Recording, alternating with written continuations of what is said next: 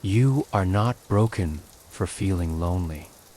Even in a world filled with constant connection, messages, feeds, followers, something still feels missing, and that ache you carry. It's not weakness, it's human. Tonight, let your mind settle. No need to scroll or respond.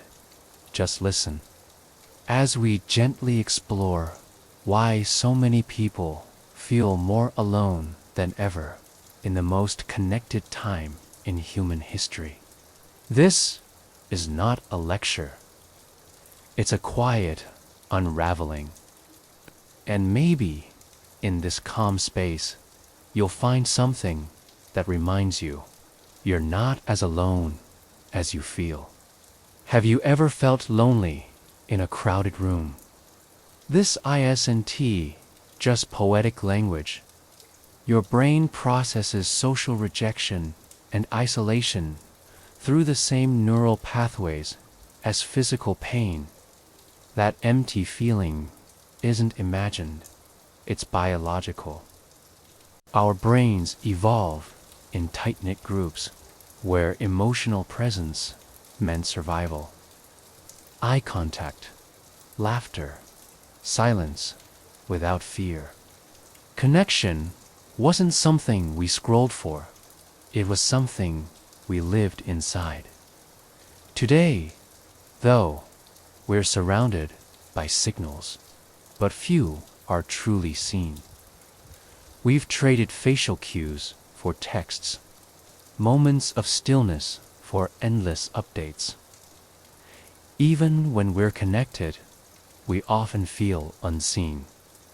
And without that mirrored emotional presence, without someone truly tuned in, we begin to feel invisible.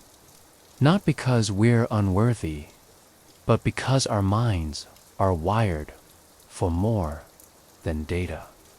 They're wired for depth. There's something quietly unsettling about prolonged loneliness.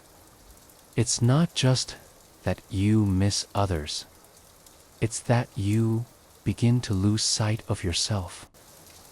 From childhood onward, we build our identity through reflection, not in glass, but in people. How they respond to us, how they say our name, how they listen. Without this feedback, your mind begins to drift.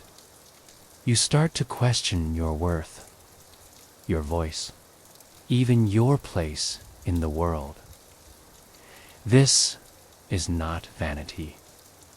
And when no one looks into us, we fade a little. But here's the truth. Even if the mirror is quiet now, yourself is still here, still intact, still waiting to be recognized again. You do not disappear just because no one is watching. You remain fully. We live in a paradox. You can share a thought and have it liked by hundreds.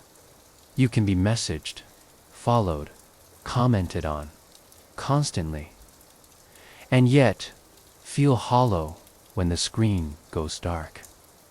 Because the brain knows the difference. A like isn't the same as a smile.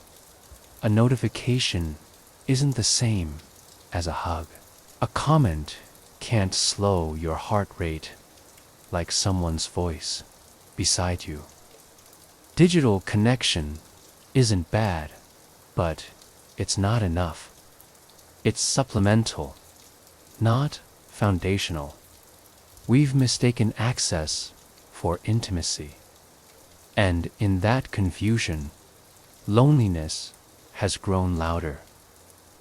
But it doesn't mean we're lost. Real connection still lives in eye contact, in slow conversation, in presence, and even here, in this quiet moment between us. Some part of your mind is remembering what it feels like to be understood, even in silence. So, if you felt disconnected lately, if the noise of connection has only made you feel more alone, know this: loneliness is not a flaw in you.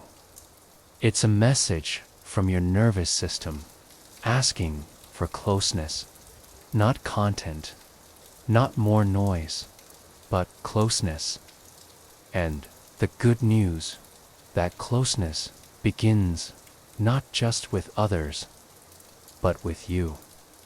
The more gently you sit with your own mind, the more compassion you bring to your inner voice, the more open you become to the kind of connection that heals, not distracts.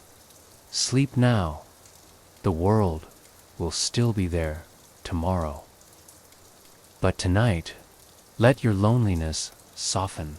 You are not alone in feeling alone.